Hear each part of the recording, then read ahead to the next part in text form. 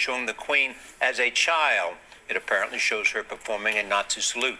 Charlie Daggett is outside Buckingham Palace in London with how the palace may have helped the video get out. Charlie, good morning.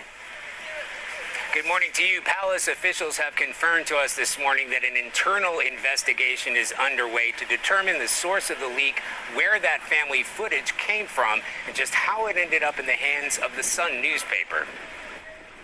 It's a grainy home movie shot in 1933. Playing up for the camera, a young Queen Elizabeth is seen apparently raising a Nazi salute alongside her mother and younger sister dancing around. Her uncle, the future King Edward VIII, does the same. Whether an innocent gesture done in jest, the palace is said to be scrambling to figure out how the film got out, says royal correspondent Roya Nika. There's been a huge level of concern as to how the material got out, the fact that they actually don't know how it's got out. You know, unknown things like that to do with the royal family and archives rattle royal aides, and they rattle members of the royal family too.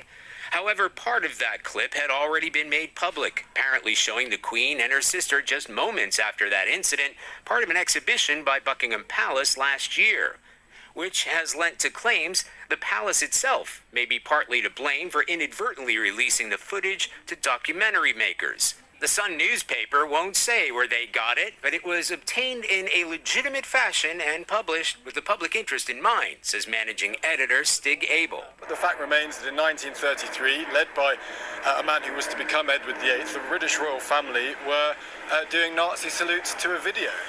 That seemed very immediately to us to be a matter of great cultural, historical and general interest. The historical interest the paper claims is that it reveals King Edward's implicit support for the Nazis from early on.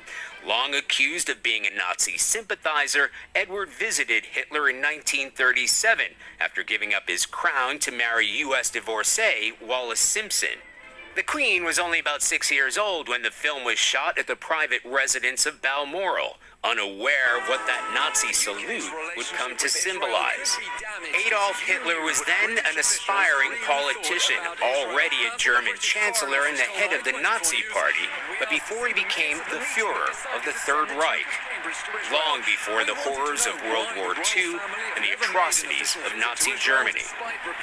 And as much as that footage came as a surprise, it's not likely to affect the public image of the Queen herself. It's not going to damage the monarchy in the eyes of the British public, and I think, across the board people understand.